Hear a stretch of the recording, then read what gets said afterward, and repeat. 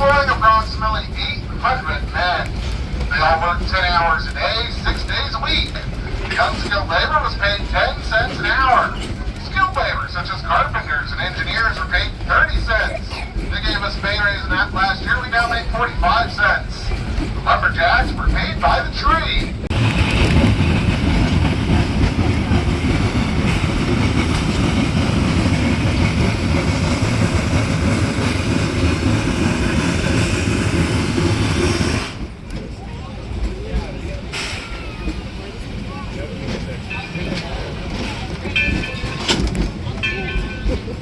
It's a necessary action to maintain proper heating qualities of the locomotive's boiler. Again, this will be on the right-hand side at the very front of the train.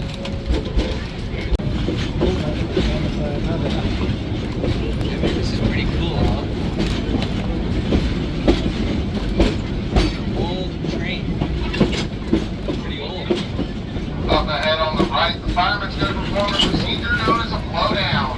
That's when they open a valve on the side of the locomotive 56.5 inches apart. Lumber companies like the narrow gauge, they didn't have to cut as wide a hole through the forest to put their trains through. Also, they could make sharper turns. This resulted in lower building costs. The tracks would be laid out from the mill into sugar pine like spokes on a wheel, going out in every direction and gathering all the profitable trees available in a process known as clear cutting. They didn't practice the reseeding the forest, so the majority of trees that you see today are the product of up to 120 years of natural regrowth from the trees they deemed too small to cut and left behind. When they ran out of the larger trees to cut down,